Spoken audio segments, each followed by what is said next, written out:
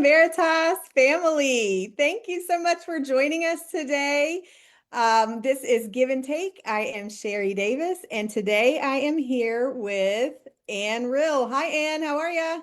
Hey, I'm doing great. I'm sitting here by my fireplace. It is 22, which is our high for the day. And tell us So where you are. Where are you? I'm in Florence, Kentucky. So if you're in the Cincinnati area, this is brutally cold for us. And it's like our second round of brutally cold weather that we've had in the last couple months. And so that normally doesn't come for another couple weeks. So I'm complaining, but I'm enjoying every reason to not venture outside. There you go. So You've been pummeled with the cold weather, but you're making do. So, if absolutely. you are watching live with us or in replay, be sure to tell us where you're watching from. Anne already mentioned that she's in the Cincinnati area. If there's anybody else out there watching from the Cincinnati area, or you are just in a very cold area, tell us how cold it is there. Also, I know there's some of you who are boasting about your warm weather, those of you further south. So we'll hear from you as well. But thanks so much for joining us. Anne is our academic dean here at Veritas, and we are thrilled to have her join us today. She's going to bring some encouragement for us. Anne, why don't we just dive right into your ministry matters? Okay. I've been in ministry for a very long time. In some respect, I grew up in church. My parents were always very involved in ministry, and so I jumped in as a teenager, given lots of opportunities to serve. It was always said that it was an opportunity, but often it was just a demand. Oh, the teens will do these things. Yes, you were And voluntold, right? voluntold to do things. And I think there is some benefit and there's some risk to doing that. And I've watched both sides of that. I think we need to be careful with that. So 23 years, I'm in my 23rd year here at Veritas. And so whether it's in the Christian school or in the church, I had a Sunday school class, I ran children's church, I've had a bus route, I've done a lot of different things. And when I was younger, out of college and starting in ministry at a church, everything somebody asked me to do, I said yes to. Mhm. Yes, I'll do it. Yes, I'll do it. Yes, I'll do it. And I didn't take any time really to evaluate what it was I was being asked of or the time that it would require of me, the expectations that were there and how that would impact other things I was doing. And don't get me wrong, I think it's important. Even if you're a Christian school teacher, we say that's our ministry. That there's things beyond that we could probably be involved in within our churches. But I found myself burning out in some things, and I lost my joy Mhm. for serving and the things that I love sometimes. And even recently, I had the opportunity to be part of a ministry and serve for a year in a role that I thought I would just continue doing, but I hadn't taken time to evaluate my why. And so that's what I want to encourage you all to do is in your ministries that you are part of, when you're asked to take on a new role, be a part of a new ministry, evaluate your why before you give an answer of yes or no. Why am I saying no? And why am I saying yes? And if it has anything to do with pride, Mhm. then you need to reevaluate. Mhm. I think, and I'm speaking to the young people here, sometimes we say yes to everything because we want to build a name for ourselves. We're new to this ministry. We want people to know, hey, I can do it. I can do anything. I'm happy to be a part of this here. And when we do that and we don't have the physical resources that we need, our health won't allow us to do things, or we haven't taken the time to really evaluate what it's going to take, we can end up harming a ministry, hurting our own reputation, and losing that joy for those things that we love. So just because it's there for us to do doesn't mean that we should do it. Um, That's really interesting you bring that up because especially talking to young people, there is, once you develop the why or you develop the discernment into deciding whether or not to take on a new ministry, it's helpful for you because, especially with young people, maybe you don't know exactly what ministry to jump into. Maybe you don't know yeah. exactly what it is that you're supposed to be doing. And so the answer to that is just start doing something, like just jump in. And I like what you're talking about deciding your why, because early on in ministry, when you're still learning what your gifts are and what the Lord is going to have for you, you won't know any of that unless you just jump in. You don't know yourself well enough, you don't know ministry well enough. But then as you become more seasoned and you become a veteran at ministry, knowing your why is super helpful to discriminating and deciding, should I take this on just because I'm being asked, or should I take this on because it will be helpful for the ministry, helpful for me, or is the Lord pulling me in that direction? Absolutely. And it's an easy thing to do. When I first got out of college, I went back to the ministry where I'd grown up, and I said yes to everything. Mhm. And don't get me wrong, I enjoyed it, but there came a time when I was just doing way too much, and I knew it. And I didn't feel like I was doing everything well. You can get to the point where you're doing too many things that nothing gets all the attention that it needs. When I moved to Fredericksburg, Virginia, to Faith Baptist, I remember Mr. Scott. I so much appreciate him and his leadership during my early years there. It was my first time away from home because I went back to work where I'd grown up for 10 years. And so I think I kind of got to develop me, who I was supposed to be, who I was, rather than who everybody, when I went back home, it's like, oh, this is what everybody thinks you are. Here's their perception of you. But I remember him telling me, I was going to be teaching in the school. He said, listen, he said, I want to encourage you and I want to give you permission not to jump into a ministry at the church Mhm. until you've taken a year to get to know the ministry. Mhm. You might want to sing in the choir or something like that. But he says, everybody's going to want you because Yeah. that's what ministries do. You Yeah. see fresh meat come in the door, Yeah. and you'll be that fresh meat someday. And That's right. everybody wants you as a part of your ministry. Boy, you'd be great in the nursery. Boy, I'd love to have you work with the youth group. Have you done anything in the sound room? Yeah. I mean, they have something for you everywhere. How about teaching a Sunday school class? But he Uh-huh. encouraged me to take a year to get to know the ministry, get to know um, my time. And listen, God will always provide the time for his work, but he Hmm. does expect us to be discerning and Yeah. to be wise and understand that if you say no to something, that doesn't mean that ministry is going to fail. It Mm. may just mean it gives somebody else the opportunity to step up and to participate in that job. And if it's the same people doing everything, then there's no reason for the people in the pews for anybody else to jump into ministry. So just just know why. Think about it first. Why am I taking this on? And am I going to be able to sustain this? Yeah. The job that I had recently that I'd taken on for a year was teaching just an extra hour a day. And I knew my why. I wanted to keep my toes in secondary education. I Mhm. wanted to feel the pulse of what was going on. And there was the opportunity to be talked about just continuing this year after year. And I had to really stop and evaluate that. I have a full-time job, first of all. I have a family. Mhm. I homeschool my daughter, some special needs there. I have a church that I'm involved in, and I had to reevaluate why I was doing what I was doing and realize I can get the same value, keep my pulse on K through 12 education without being there every single day. I can Mhm. serve as a substitute, and come in and out as they need it and still have my pulse on what's going on there. And I felt that was important for the traveling that I do for the college to educators conventions and what we do here. And so I had to go in and have that conversation and say, listen, I'm not your long term, you know, I can't, I'm not your long term person for this. And I love your ministry and I'm happy to be here and be a part of it, but I can't do it long term. Right. And sometimes it's swallowing pride, and just realizing where we are and what needs you and families first. And sometimes we struggle with that. I started out as a single person in ministry, but my first ministry is my family. That's what God has given me. Mhm. And so that I need to take care of my family, especially if I want my daughter someday to follow along and serve God as well. I don't want her to to see a mom who's tired and angry and grumpy all the time because she's doing too much or who's complaining about the work to where she says, man, I want nothing to do with this. I Right. want her to see the joy that I have in serving, Right. whatever it is here at the college, at my church. And I want her to feel that way as well. Mhm. And I know that my example is what's most important. And so she is part of my why, and why I would choose to do and not do things, because she is my first ministry.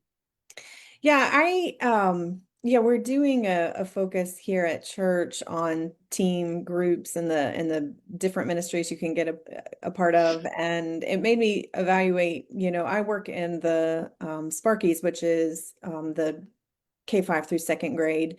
And I have been in that particular ministry for a number of years, but worked with children's ministry for 20 plus, I'm guessing by now. And just, really taking stock in why I just really enjoy that age group. I enjoy making them feel welcome, feel valued. I enjoy helping them learn these verses. I have a number of students over time whose parents will send me videos of them mastering a particularly difficult verse or something. And it is so rewarding to have that interaction with them and to be honored to be a part of their learning at that age, where they're so Yeah. malleable, they're so impressionable, and we don't take it lightly at all. But going back to what you were talking about, being discerning in what you're doing, jump into something that you love and Hmm. stay there, but still keep, value the time for your family, all of those things, and finding your why is exactly the best point, really. Right. Not saying yes doesn't mean that you are a backsliding Christian. Yeah. I worked in the 2 and 3 year olds at our church for a while, and I also did master clubs. I found that I was only sitting in church though Sunday evenings, and I needed more than that. And so when I looked at those groups, once again, that 4th through 6th grade girls, our master clubs, I loved that, and I still do. I love pouring in to all the kids that are there in master clubs. I didn't mind the 2 and 3 year olds, but it wasn't something that I could say, I really love this. I gave my best, but Right. it wasn't something that I loved. And so when it came time, I knew I have to let something go. And you know what? God provided somebody to jump right in and help out, and take over that ministry. And that's the exact age that they wanted to be a part of. And if I had said, no, I'm sticking with this, I'm not leaving it, that person wouldn't have had that opportunity to rise to the occasion and Yeah. do the great job that she's doing now. Yeah, I like that when you talk about the very beginning about not doing something out of pride. Sometimes that can play a part. Yeah, Hmm. you can make a decision based on, am I going to make a name for myself? Am I going to prove something or other? And the fact is, like you mentioned, it's the Lord's ministry, not ours. It's gonna thrive and go whether or not we are a part of it or not. But we are just grateful to be a part. We're so thankful to have the opportunity to jump in where we can. Were you able to, okay, so I sent you a couple of questions, leadership related questions. Unless we skipped a resource, you were going to give a word of advice, but although I think you might have already.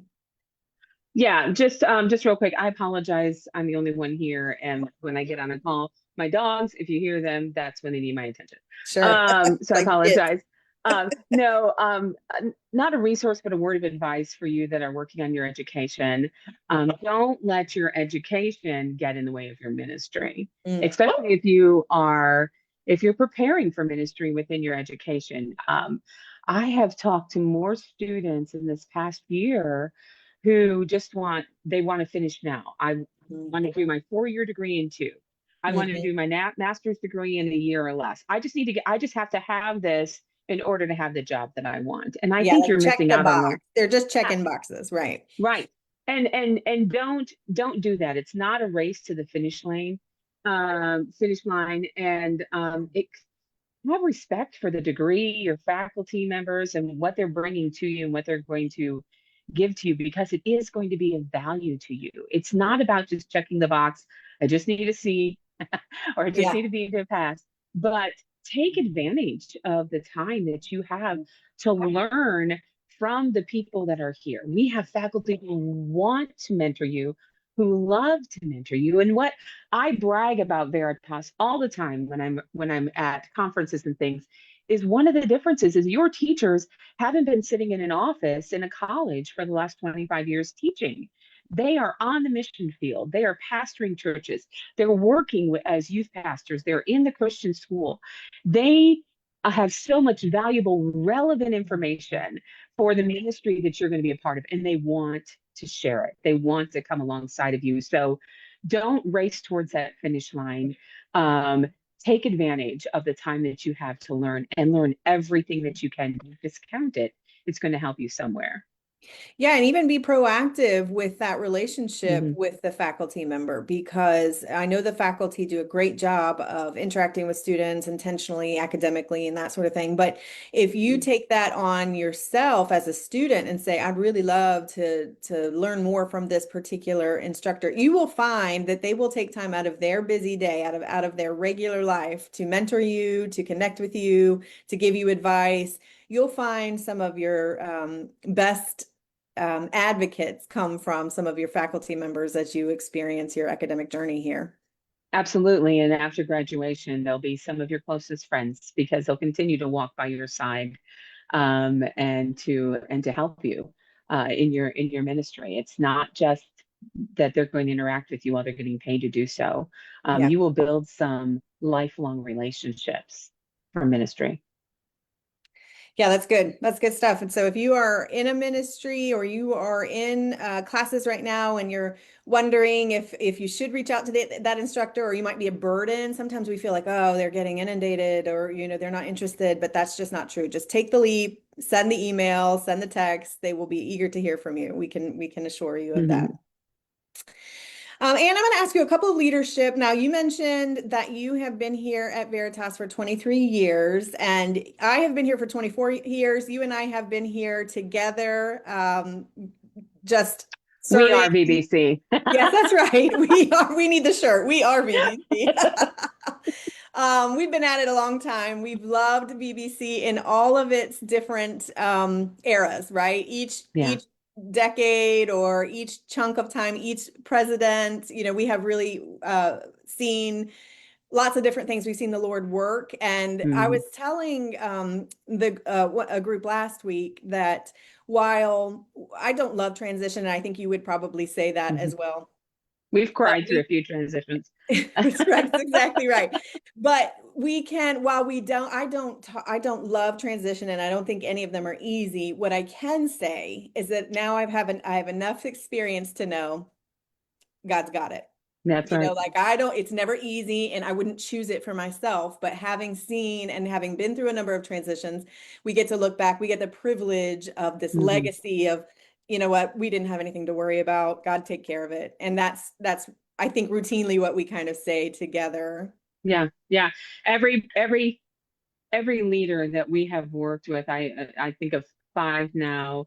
Dr. Forrester, Dr. Walton, Dr. Stevens, Dr. Edmonds, and now Dr. Lester. Good memory. And Wow, you got them all. and with each of them, God used each of them to just get us to the next level.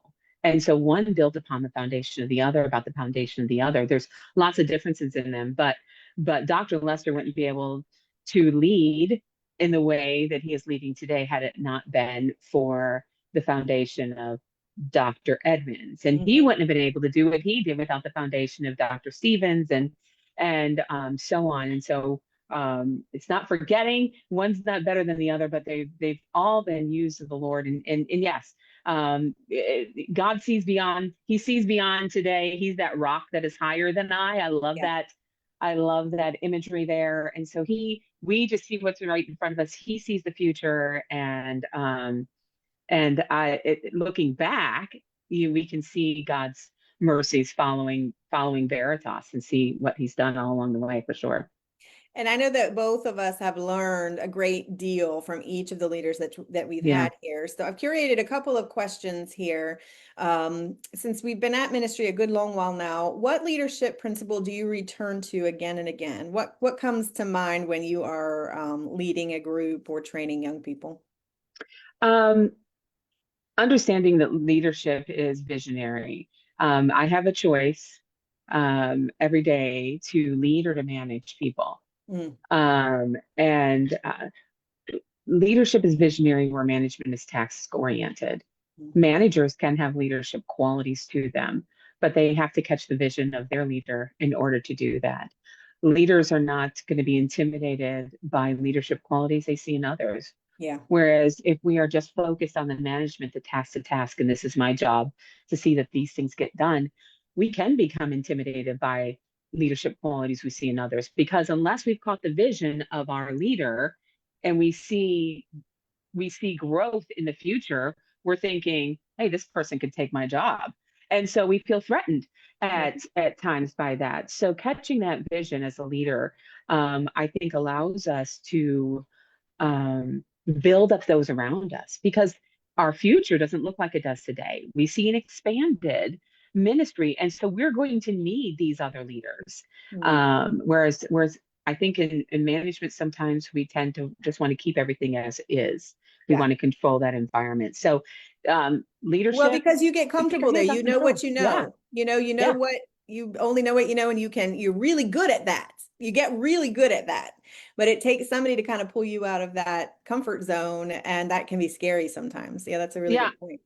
And we you have to, I think as leaders, you have to be willing to release that control Mm, and to completely give it to the Lord. yeah. And over the years, I think that's something that I've had to keep going back to is listen, this is not my ministry, this is God's ministry. And he's allowing me to be a part of it. And he's going to take care of things. And I have to quit trying to manipulate, quit trying to manage his work Yeah. you know he's not asking me to do that because his work, he has a vision and it's going to grow. Yeah, and it helps obviously it helps us as leaders to just give over that control. Obviously, we can be really, really too controlling in our areas, and it hurts everyone. It hurts ourselves, it hurts the ministry, it hurts the people we're leading. And if we can come to the place where our humility will just allow us to give up that control, we get the benefit, the privilege of being part of something that only God could orchestrate. And it's really amazing to see on the mountaintop after the valley. Oh, that's why, that's Yeah, why that happened. And I would have never chosen the valley. Nobody's choosing the valley.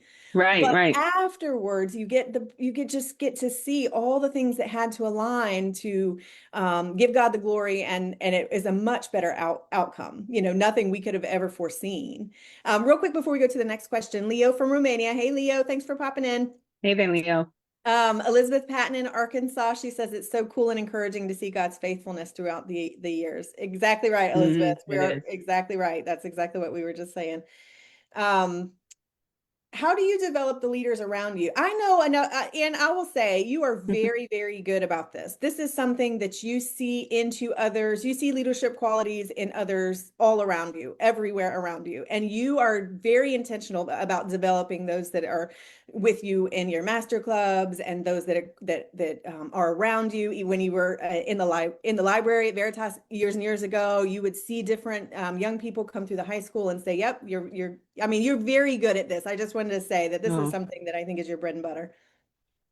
I think part of that is you have to get out of that management role and understand that you are a leader and you have to catch the vision. You may have your own vision for your own department that you're in at the church, or catch your pastor's vision, what your church is going to be doing. And I think that once you have that vision, you can start thinking of, okay, what are those needs going to be?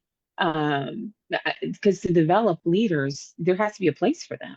So Mhm. you have to have that vision as well, but give people the opportunity to step up and give them the opportunity to fail. You can't micromanage. Yeah.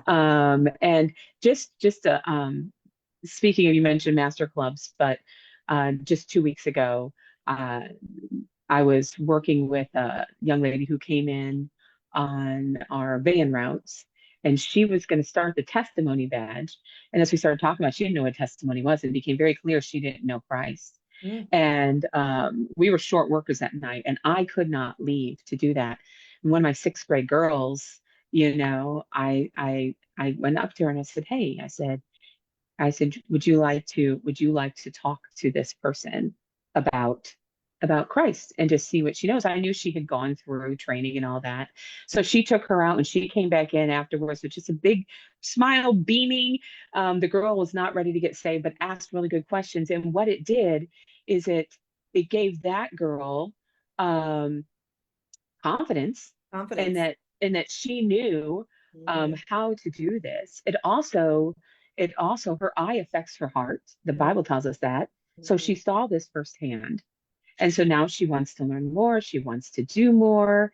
And we talked about, what we can do in the future. So just giving people an opportunity, they can do more than you want. And by the way, I think sometimes, and this is a manager thing, like I'm not going to ask that person to do that because they might do it wrong. So we Mm, take it all on ourselves. We don't want yeah, people to fail. that's But failure is part of growth. that's right. And it's also how we find out where that person's seat on the bus is, Yeah. where they're going to be the most comfortable. And so I think it's listening to people, um, seeing what they love, what they don't love. We did a review a couple years ago. I remember talking to two different ladies and who worked for Veritas, and finding out what they loved was the exact opposite of what they were doing. And so we just flipped them, Uh-huh. and then you just let them go. Yeah. Let people come to you with ideas, and just give people that opportunity to make mistakes. Sometimes you have to provide opportunities for them because they're afraid to take it on their own, Yeah. and just pray for them and encourage them. I mean, I don't. You say that about me, and I don't.